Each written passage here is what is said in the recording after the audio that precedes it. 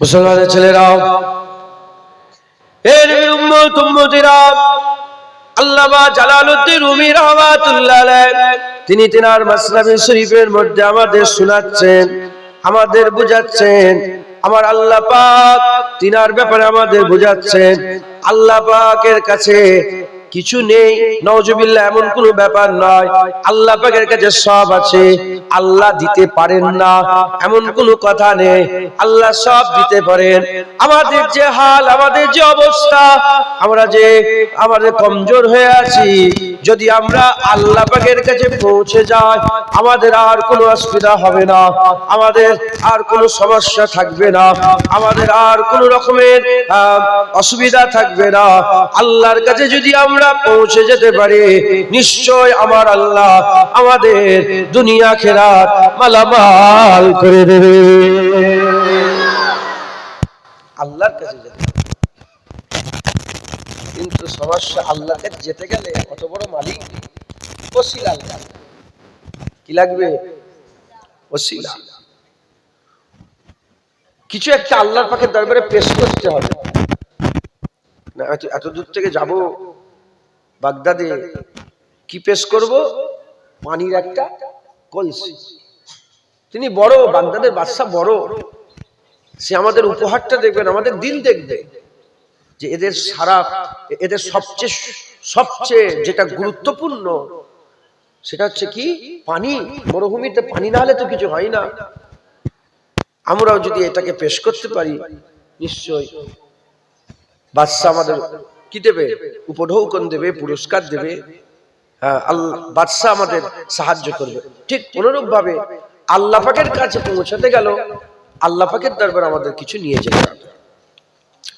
মুসলমানের ছেলেরা, এ নবীর উম্মত উম্মতিরা, হযরত জালালউদ্দিন রুমি রাহমাতুল্লাহ আলাইহি বলছে, আল্লাহ পাকের কাছে যেতে গেলে আল্লাহ পাককে আমার পুরস্কার দিতে হবে, আল্লাহ পাকের দরবারে কিছু উপঢৌকন দিতে হবে, যেটা ওসিলা করে আল্লাহ পাকের কাছে পৌঁছানো যাবে। এ নবীর উম্মত উম্মতিরা, মুসলমানের ছেলেরা, আল্লামা জালালউদ্দিন রুমি রাহমাতুল্লাহ আলাইহি বলছেন, আল্লাহর কাছে যদি যেতে চাও, আল্লাহ পাকের কাছে যদি পৌঁছাতে চাও, তাহলে সততা নিয়ে পৌঁছাও, আর সচ্চা দিল নিয়ে পৌঁছাতে হবে। আমাদের এই যে শরীরটা, এই শরীরটা আল্লামা জালালউদ্দিন রুমি বলছে একটা কলসির মতো, আর এই কলসিতে পানি প্রবেশ করার 5টা দরজা আছে, 5 ইন্দ্রিয় বলে ব্যাপার। চোখ আছে, কান আছে, জিহ্বা আছে, ত্বক আছে, আর নাক আছে। এই 5 ইন্দ্রিয়, 5টা দরজা আছে। এই 5 ইন্দ্রিয় দিয়ে আমাদের পানি এই কলসির মধ্যে ঢুকাতে হবে, আমাদের এই শরীরের কলসির মধ্যে ঢুকাতে হবে। এই 5 ইন্দ্রিয় যদি খারাপ হয়ে যায়, তাহলে ভিতরে যে পানিটা যাবে সেটা খারাপ পানি যাবে, নোংরা পানি যাবে। আর এই 5 ইন্দ্রিয় যদি পরিষ্কার করতে পারে, আমাদের ভিতরে পানিটা যে প্রবেশ করবে, এই পানিটা হচ্ছে স্বচ্ছ পানি প্রবেশ করবে, পরিষ্কার সাফা পানি প্রবেশ করবে। এই পরিষ্কার সাফা পানি নিয়ে আমরা আমাদের এই কলসিটা আল্লাহ পাকের দরবারে যখন পেশ করব, আমার আল্লাহ আমাদেরও মালামাল বানিয়ে দেবে। এরা হবে না সুবহানাল্লাহ? এই 5 ইন্দ্রিয়, চোখ, হ্যাঁ, নজর আমাদের ঠিক করতে হবে। খারাপ নজর দেবে, ভিতরে খারাপ আমল পয়দা হবে। খারাপ শুনবে, খারাপ আমল হবে। খারাপ বলবে, খারাপ আমল হবে। হ্যাঁ, স্পর্শ খারাপ জিনিসে করবে, খারাপ আমল হবে। হ্যাঁ, এরম ভাবে 5 ইন্দ্রিয় আমাদের স্বচ্ছ করতে হবে। যদি স্বচ্ছ করি, আমাদের ভিতরে পরিষ্কার পানি ঢুকবে, আর না হলে ভিতরে কি পানি ঢুকবে? খারাপ নোংরা পানি। এই নোংরা পানি আল্লাহর দরবারে পেশ করলে ওটা ওসিলা হবে না, কোনো লাভ, কোনো ফায়দা হবে না। মুসলমানের ছেলেরা, এ নবীর উম্মত উম্মতিরা, হযরত জালালউদ্দিন রুমি রাহমাতুল্লাহ আলাইহি তিনি বর্ণনা করছেন, হুজুর বর্ণনা করছেন, ওই বেদুইনরা মনস্থ করলো যে পানি নিয়ে যাবে, পানি নিয়ে যাবে। তারা জানে না যে বাগদাদে পানি আছে। তারা পানি নিয়ে গেলেন, তারা পানি নিয়ে গেলেন। নিয়ে যাওয়ার পরেতে বাগদাদের রাজা তাদের ওই পানিটা দেখলো না, তাদের দিলটাকে দেখলো, তাদের অন্তরটাকে দেখলো, তাদের খুলুসিয়াত দেখলো যে তারা এত দূর থেকে সবচেয়ে বড় উন্নত সম্পদটাকে নিয়ে এসেছে আমার কাছে উপঢৌকন হিসাবে। আর বাগদাদের বাদশা তাতে রাজি হলো, খুশি হলো, তাদের ঘরে উপঢৌকন দিল, পুরস্কার দিল। ওই রকম দ্বারা আমার আল্লাহ পাক, কার আল্লাহ হচ্ছে বেনিয়াত, আল্লাহ হচ্ছে বেনিয়াত, আল্লাহ কারো আশা করে না। আমাদের নামাজ রোজা, আমাদের হজ যাকাত তাসবিহ তেলাওয়াত দান খায়রাত এসব আল্লাহ পাকের কোনো উপকারে আসে না। করলেই কি, না করলেই কি, করলে আমাদের ফায়দা, না করলে আমাদের ক্ষতি, করলে আল্লাহর কোনো উপকার হয় না, করলে আল্লাহ, না করলে আল্লাহর কোনো ক্ষতি হয় না। আল্লাহ বেনিয়াত, আল্লাহ বেনিয়াত। আমরা যদি সচ্চা দিল থেকে, আমরা যদি সচ্চা দিল থেকে আল্লাহ পাকের ইবাদত করতে পারে, পাঁচ ইন্দ্রিয় দিয়ে পরিষ্কার পানি যদি প্রবেশ করাতে পারে, আল্লাহ আমাদের পুরস্কার দেবে। আমার আল্লাহ পাক কুরআন শরীফের মধ্যে জানিয়ে দিয়েছেন, মুমিনের জানের বদলাতে, মুমিনের আমলের বদলাতে আমার আল্লাহ পাক তাদের ঘরে জান্নাত দান করে দেবে। আল্লাহ পাল্টা পাল্টি করলে আমরা যে পুরস্কার আল্লাহকে দেবো, যে ওসিলা আল্লাহ পাকের সামনে দাঁড় করা পেশ করাবো, হ্যাঁ আল্লাহ তার বদলাতে আমাদের কি দিবেন? আল্লাহ আমাদের জান্নাত দেবেন। একবার জোরে বলেন সুবহানাল্লাহ। মুসলমানের ছেলেরা, এ নবীর উম্মত উম্মতিরা, তাই আমাদের সকলকে কি করতে হবে?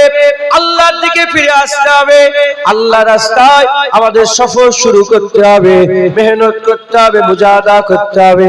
আল্লাহ আমাদের সবাইকে মেরে দেবেন। এই তো মুরব্বি আম্মা জান দুনিয়া থেকে চলে গেলেন, এই আপনাদের গ্রামের এই মাটা দুনিয়া থেকে চলে গেলেন। আর মুসলমান কোনোদিন ফিরে আসবে না, আর কোনোদিন আল্লাহ তাকে দুনিয়াতে উকিটা মারতে দেবে না, উকিটাও মারতে দেবে না।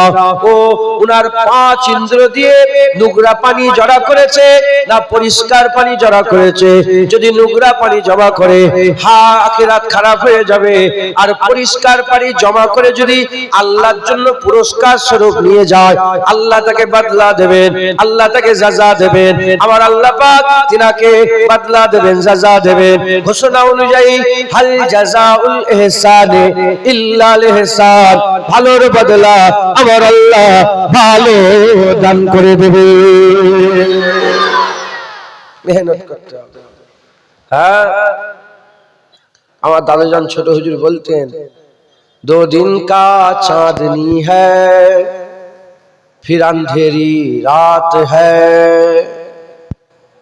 তো ওনার অন্ধকার শুরু হয়ে গেল, দুদিনের চাঁদনি রাত। এই তো দুদিনের চাঁদনি রাত হই হই হই হই হয়ে গেল।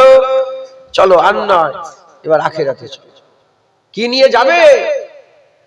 হ্যাঁ, আল্লাহ পাকের সামনে কি নিয়ে হাজির হবে মুসলমান? জালালউদ্দিন রুমি রহমাতুল্লাহ আলাইহি বলছেন, এই পাঁচ ইন্দ্রিয়কে সাফ করো, সাফ করে যদি তুমি পানি ঢুকাতে পারো, দেখবে তোমার সঙ্গে সমুদ্রের কানেকশন হয়ে গেছে। কি হয়ে গেছে? সমুদ্রের কানেকশন হয়ে গেছে। আমাদের জিসম খুব ছোট। হ্যাঁ, আমরা আমাদের এই জিসমকে লোভ লালসা, দুনিয়ার খারাপ ঘৃণা, নানা রকমের গুনাহ দিয়ে ভরিয়ে রেখেছি, কলসি ভর্তি হয়ে আছে। এটাকে সাফ করতে হবে, সাফ করে সাফ পানি প্রবেশ করাতে হবে। তার মানে আমল করে, বুঝতে পারছেন? সাফ পানি প্রবেশ করাতে হবে। হ্যাঁ, এই সাফ পানি নিয়ে যদি আল্লাহ পাকের দরবারে যেতে পারি, আল্লাহ আমাদের বদলা দেবে, সাজা দেবে। আল্লাহ আমাদের বদলা দেবেন, সাজা দেবেন। মুসলমানের ছেলেরা, এ নবীর উম্মত উম্মতিরা, আমাদের কি করতে হবে? আমাদের এই ইন্দ্রিয়গুলোকে সাফ করতে হবে।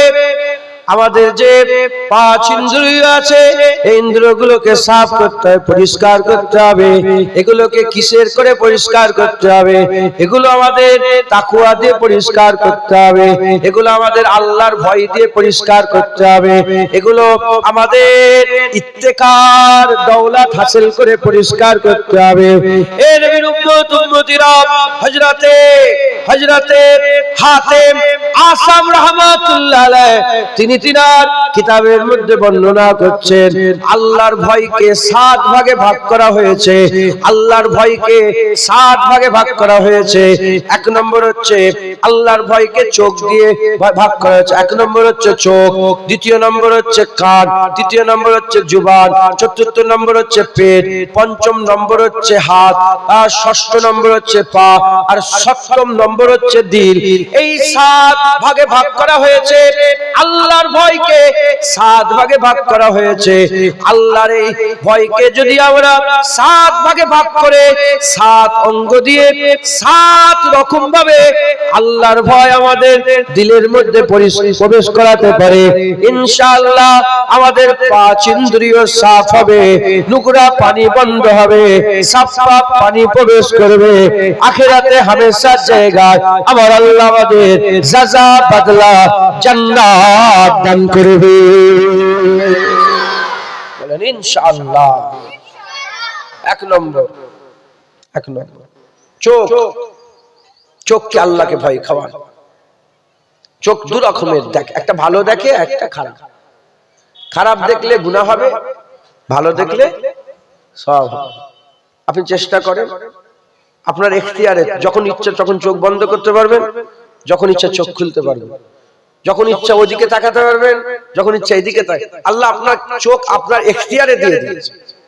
আপনি যদি মনে করেন যে খারাপ দেখবো না, মাথাটা নত করব, করতে পারবেন, অঙ্ক বসতে নেই।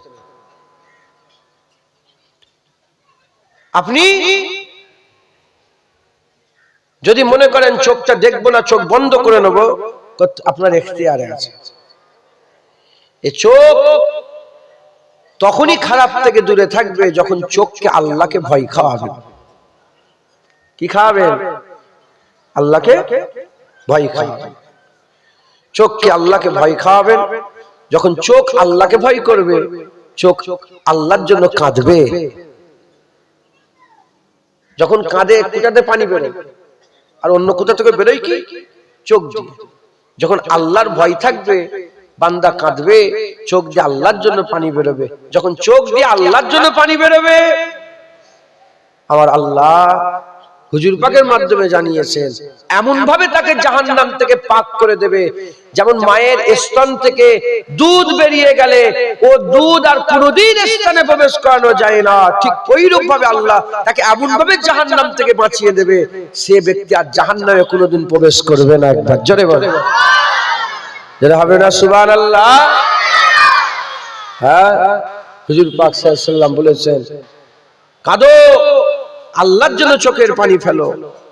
জাহান্নামীরা কাঁদবে, এত কান্না কাঁদবে, এত কান্না কাঁদবে, জাহান্নামীদের চোখের পানি গড়িয়ে গড়িয়ে নহর হয়ে যাবে, স্রোত বইবে পানির, চোখের পানি স্রোত হবে।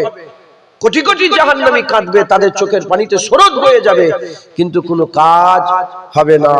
কিন্তু ওই বান্দাটা যদি দুনিয়াতে একবার চোখের পানি ফেলতো, আর চোখের পানিটা যদি মাছির মাথার থেকেও ছোট হতো, আল্লাহ তার জন্য জাহান্নামের আগুন ছোঁয়া হারাম করে দিতেন। একবার জোরে বলে মুসলমানের ছেলেরা, এর উম্মত উম্মতিরা, হুজুর পাক সাল্লাল্লাহু আলাইহি ওয়াসাল্লাম হাদিস পাকের মধ্যে বর্ণনা করেছেন, কিয়ামতের ময়দানে একজন বান্দা দাঁড়াবে, আল্লাহ তাকে জাহান্নাম ঘোষণা করে দেবে।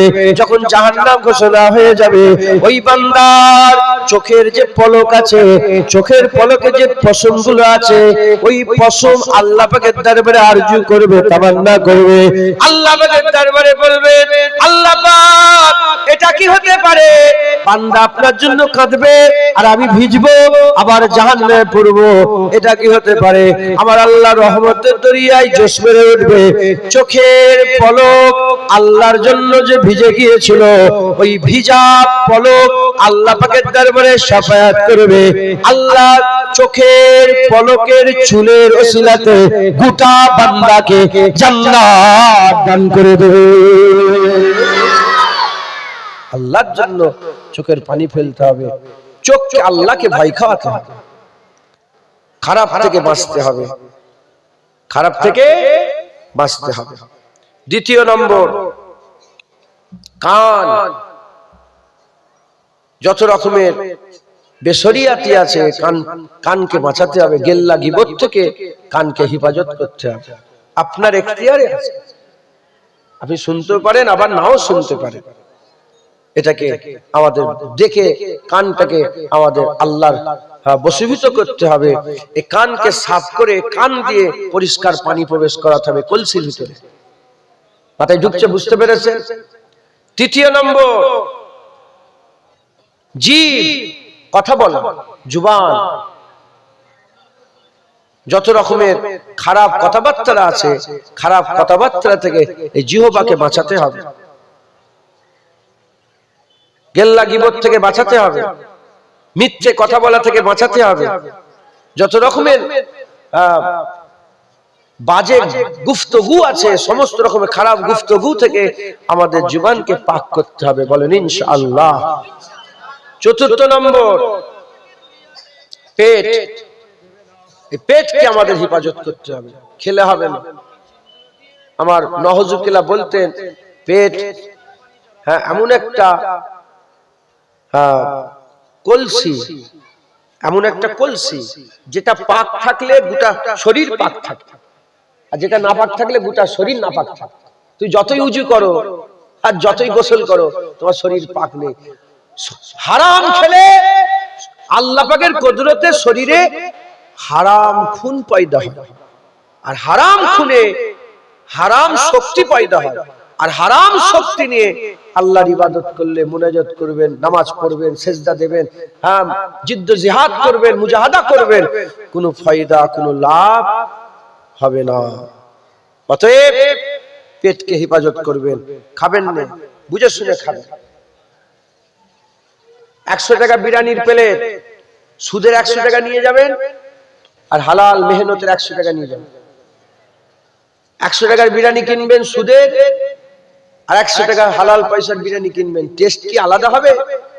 আরে বলেন, এ তো তাকওয়া। সুদের পয়সায় যে টেস্ট, হালাল পয়সায় তো সেই টেস্ট। এ তো তাকওয়া আপনাকে বাঁচাবে। এটা সুদ, এটা হালাল।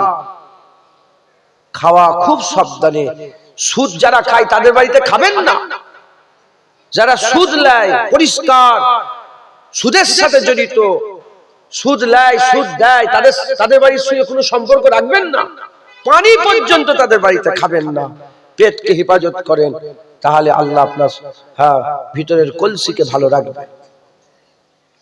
মুসলমান ছেলেরা, এর নবীর উম্মত উম্মতিরা, 5 নম্বর হচ্ছে হাত। এই হাতকে হেফাজত করেন। খবরদার, এই হাত কোন অসহায়ের উপরে তুলবেন না, কোন মাজলুমের উপরে তুলবেন না। এই হাত দিয়ে কোনো খারাপ কাজ করবেন না। এই হাত দিয়ে চুরি করবেন না, কারো গাছ থেকে ফল চুরি করে নেবেন না, আর কারো কলার কাঁদি কেটে নেবেন না। এই হাত দিয়ে কাউকে মারবেন না। এই হাত দিয়ে কাউকে কোনো বেশরিয়াতি কাজ করবেন না। এর নবীর উম্মত উম্মতিরা, মুসলমানের ছেলেরা, হাতকে হেফাজত করবেন। হাতের তাকওয়া হবে, হাতের তাকওয়া হবে। এই মুসলমানের ছেলেরা, 6 নম্বর হচ্ছে পা। এই পাকে হেফাজত করেন। এই পা দিয়ে হারাম জায়গায় যাবেন না, ফাংশনে যাবেন না, মেলাতে যাবেন না, যাত্রায় যাবেন না। এসব দুনিয়ার যত মজলিস আছে, এসব দুনিয়ার মজলিসে দুনিয়ার লোভ লালসার জন্য এসব পা দিয়ে হেঁটে হেঁটে ওদিকে যাবেন না। জিনা করতে যাবেন যাবেন না, মদ খেতে যাবেন না। এই পাকে পরিবর্তে, এই খারাপের পরিবর্তে এই পাকে ভালো কাজে লাগান। মসজিদে যাবেন, মাদ্রাসায় যাবেন, খানকাতে যাবেন, ঈদগাতে যাবেন, মানুষের ইয়াদাত, শরীর খারাপ হয়েছে তাকে দেখতে যাবেন, আর মানুষের উপকারে যাবেন, মাজলুমের হয়ে হাঁটবেন, আর জলসাতে যাবেন, এই ওয়াজের মজলিসে যাবেন। আকা মাওলানা রাসূলুল্লাহ সাল্লাল্লাহু আলাইহি ওয়াসাল্লাম বলেছেন, যখন বান্দারা হেঁটে হেঁটে ওয়াজের মজলিসের দিকে আসে, দূর দূর থেকে আসে, কদম হয়, আল্লাহ হিসাব জানে, আল্লাহ পাক হিসাব জানে। প্রতিটা কদমে 10টা করে নেকি দান করে দেয়। যখন নেকি দান হয়ে যায়, মালায়েকা ফেরেশতারা বান্দাদের মাথার কাছে দাঁড়িয়ে যায়। আল্লাহ পাকের মালায়েকা ফেরেশতাদের করে আল্লাহ পাক জিজ্ঞাসা করেন, এ আমার মালায়েকা ফেরেশতারা, কি করছো দাঁড়িয়ে দাঁড়িয়ে? আল্লাহ, আপনার বান্দারা ভালো জায়গা জান্নাতের বাগানে এসেছিল, প্রতিটা কদমে 10টা করে নেকি লেখা হয়েছে, আল্লাহ তারা বসে পড়েছে তাই দাঁড়িয়ে আছি।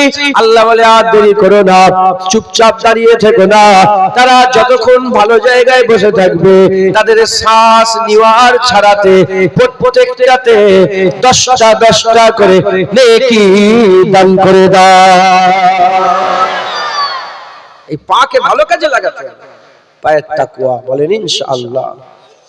আর দিল, অন্তরের তাকওয়া।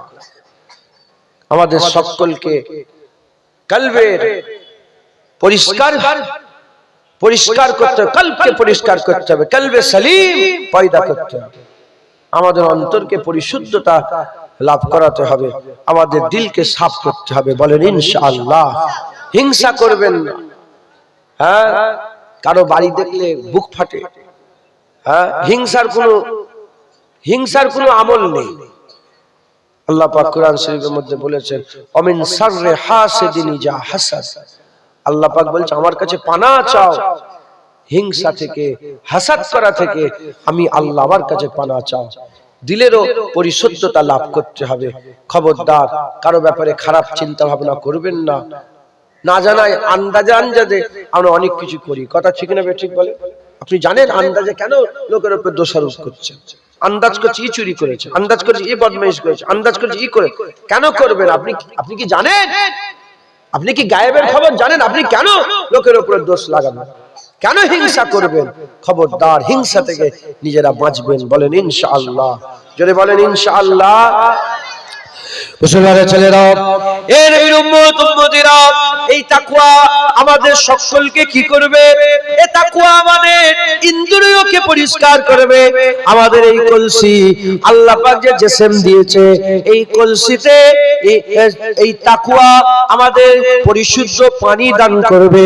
এই কলসিতে পানি যে প্রবেশ করাবো আমরা, এই তাকওয়া আমাদের করে পরিশুদ্ধ পিওর পানি প্রবেশ করাবে। এই পিওর পানি নিয়ে যখন আল্লাহ পাকের দরবারে আমরা হাজির হব, আল্লাহ আমাদের উপঢৌকন দেবে, আমার আল্লাহ পুরস্কার দেবে। কি উপঢৌকন, কি পুরস্কার দেবে? আমার আল্লাহ পাক আমাদের জান্নাত দেবে। শুধু কি জান্নাত? না না না না না, আমার আল্লাহ পাক অন্য রিওয়ায়াতে বলেছেন, আমার আল্লাহ পাক আর অন্য রিওয়ায়াতে বলেছেন, এ নবীর উম্মত উম্মতিরা, আমার আল্লাহ বলছেন, ফামান কানা ইয়ারজু লিকা রাব্বিহি ফালইয়ামাল আমালান সালিহা ওয়ালা ইউশরিক বিইবাদাতি রাব্বিহি আহাদা। আমার আল্লাহ পাক বলছে, তোমরা যারা আমি আল্লাহ আমার দিদারের আশা রাখো, তোমরা যারা আমি আল্লাহ আমাকে দেখার ইচ্ছা পোষণ করো, তোমরা যারা আমি আল্লাহ আমার দিদারের লজ্জা চাহাত রাখো, তোমরা কি করো? ফালইয়ামাল আমালান সালিহা ওয়ালা ইউশরিক বিইবাদাতি রাব্বিহি আহাদা। তোমরা বেশি বেশি করে আল্লাহর ইবাদত করো, তার মানে বেশি বেশি করে তোমরা আমল করো, পানি প্রবেশ করো, তোমাদের কলসিকে আমলের পানি দিয়ে ভর্তি করো। যদি তোমরা করো আর আল্লাহর সঙ্গে যদি শিরক না করো, আমি আল্লাহ তোমাদের দিদার দান করে দেব। শুধু জান্নাত পাবো না, আমরা আল্লাহর দিদার পাবো। যেটা হবে না সুবহানাল্লাহ। মুসলমান, আমাদের সকলকে এই মেহনত করে আল্লাহ পাকের ইবাদত গুজার হতে হবে, বলেন ইনশাআল্লাহ। হ্যাঁ, আল্লাহর ডাক চলে আসবে, আমরা মরে যাব। গতবারে জলসায় এসেছিলাম এখানে, হ্যাঁ, একটু চিন্তা করে দেখেন তো। হ্যাঁ, অনেক তো দুনিয়া থেকে চলে গেছে না গতবারে আর এবারে। আবার এই বছরে আমরা বসেছি, সামনের বছরে তো জুনায়েদই মরে যাবে, জুনায়েদেরই মওত হয়ে যাবে। আর কি হলো, সেই জুনায়েদ এসছে জলসায় মরে গেছে, আর আসেনি, এখন অন্য হুজুর এসছে, এখন অন্য মুলি সাহেব এসছে, আপনারাই মরে যাবে। হ্যাঁ, আল্লাহর কসমকে, খুদার কসমকে বলেন তো, আপনারা কেউ বেঁচে থাকবে? বলেন বলেন। আল্লাহ পাক সবাইকে কি করবে? সবাইকে আল্লাহ মেরে দেবে, আমরা সবাই মরে যাব। হ্যাঁ, কি নিয়ে যাব আল্লাহ পাকের কাছে? হ্যাঁ, বাগদাদের বাদশা বড় দিলদার, তার কাছে পৌঁছানো তো একটা ব্যাপার আছে। বলেন বলেন, বাদশার কাছে পৌঁছানো কি এত সহজ ব্যাপার? এই একটা বড় ব্যবসায়িক আছে, নাম হচ্ছে আমাদের এখানে মুসলমান, প্রেমজি, আজিম প্রেমজি, নাম শুনেছেন? ভারতবর্ষে সারা পৃথিবীর নাম করা একজন বড় লোক, আজিম প্রেমজি, মুসলমান। এই কোভিডের সময় আমি ওনার সঙ্গে পরিচয় হলো, মানে ডাইরেক্ট নয়, আমি ওনার ব্যাপারে জানলাম আর কি, ওনার ব্যাপারে পরিচিত। উনি কয়েকশো কোটি টাকা দান করেছেন। এখন এই মাদ্রাসার জন্য যদি আমরা যাই আজিম প্রেমজির কাছে, উনি ফেরত দেবে কি? বলেন বলেন। কিন্তু ওর কাছে পৌঁছানো তো একটা ব্যাপার আছে, বলেন। উদাহরণ নাউজুবিল্লাহ, তো বেদুইন বলছে যে শুনেছি বাগদাদের বাদশা খুব ধনী, খুব সাখী, কাউকে ফেরত দেয় না। আল্লাহ কাউকে ফেরত দেয় নাকি?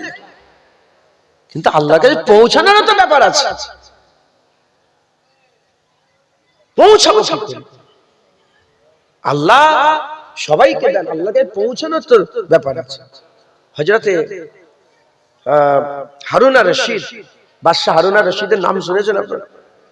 হারুন আর রশিদ একদিন ছাদের উপরে অবস্থান করছিলেন, ছাদের উপরে, ছাদ দিয়ে দেখে যে বেহলুল দানা, যে বেহলুল মাজুব ফকির আশেক, আমি বেহলুল দানা হুজুরের মাজার জিয়ারত করেছি, হুজুরের দরবারে গিয়েছি, আমার সাথে ঘটনাও আছে ওখানে, হুজুরের দরবারে গিয়েছি, ওখানে বসেছি, খুব ইতমিনানে কলব হয়েছিল হুজুরের দরবারে গিয়ে। তো হারুন আর রশিদ দেখে বেহলুল যাচ্ছে, তখন উনি ওনার সৈন্যদের বলল যে এই সৈন্যরা তাড়াতাড়ি করে ওই ডেকে নিয়ে এসো, ওই বেহলুল দানাকে আমার সামনে উপস্থিত করো। বলার সাথে সাথে হুজুর তো ছাদের উপরে ছিলেন, 2-3 তলার উপরে, মানে বড় কেল্লার মাথায় উপরে ছিল, আর নিচই বেহলুল রাস্তা দিয়ে হেঁটে হেঁটে যাচ্ছে। এ সৈন্যরা খবর পাওয়ার সাথে সাথে, তখন একটা দড়ি কল ছিল, একটা কাঠের মতন বাক্স করে আর দড়ি কল, বেহলুলকে তাড়াতাড়ি করে ওই বাক্সের মধ্যে ঢুকিয়ে জোরে দড়ি এমন টেনেছে, কয়েক মিনিটের মধ্যে বেহলুল বাদশার সামনে। বেহলুল বলে কি ব্যাপার, আমাকে এরকম করে নিয়ে এলেন কেন? বলে একটা প্রশ্ন আছে। বলে এরকম করে কেউ প্রশ্ন জিজ্ঞাসা করে? হ্যাঁ, ধরে বেঁধে নিয়েছে। বলে কি প্রশ্ন? বলে আল্লাহকে কি করে পাওয়া যাবে? হারুন আর রশিদ তো আল্লাহর ওলি ছিলেন, উনিও এমনি আম বাদশার মতন বাদশা ছিল না, উনি আল্লাহ পাকের নেক বান্দা ছিলেন। বলে আল্লাহ কি করে পাওয়া যাবে বেহলুল? এ বেহলুল, আল্লাহ কি করে পাওয়া যাবে? হযরতে বেহলুল দানা বলে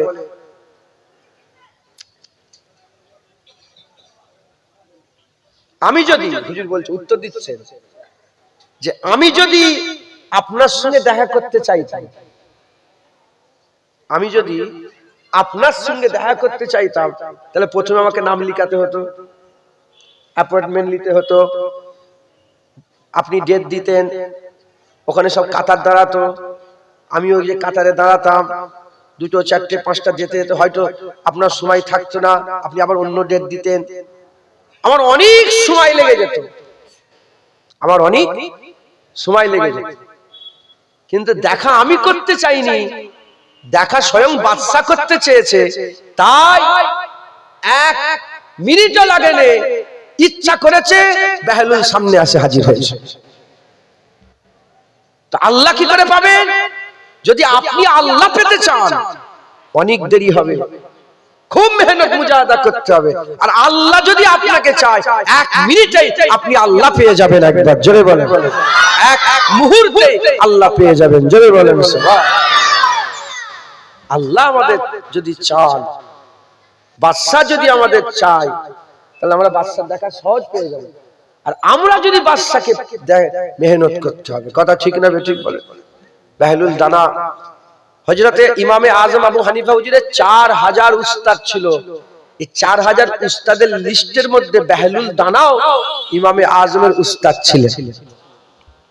এবার চিন্তা করে দেখেন বাহলুল দানাকে আল্লাহ কি মাকাম দিয়েছেন। তিনি একটা মজার কথা এসে গেল, বলে দিয়ে এখানটা, তারপর আবার যাবো ওইদিকে। তিনাকে একজন প্রশ্ন করছে যে আল্লাহ আছে দেখা যায় না, আল্লাহ আছে দেখা যায় না, বলে আরেকটা উত্তর দাও তো বাহলুল দানা। আমরা যে গুনাহ করি শয়তানি গুনাহ করাই তো, তাহলে আমাদের ঘরে জাহান্নাম দেওয়া হবে, তো শয়তানকে জাহান্নাম দেওয়া হবে। আমরা গুনাহ করি, কে করে আমাদের ঘরে গুনাহ? শয়তান করায়, তাহলে জাহান্নামে শয়তান যাবে, আমরা যাব জাহান্নামে কেন? বলে আরেকটা প্রশ্ন, শয়তান তো আগুন থেকে তৈরি, আর জাহান্নাম আগুন, শয়তানকে যদি জাহান্নামে দেওয়া হয়, এই আগুনে পুড়বে, হ্যাঁ, তাহলে আগুন লাগলে কষ্ট হয়? কষ্ট হবে না। হুজুর সব শুনলেন।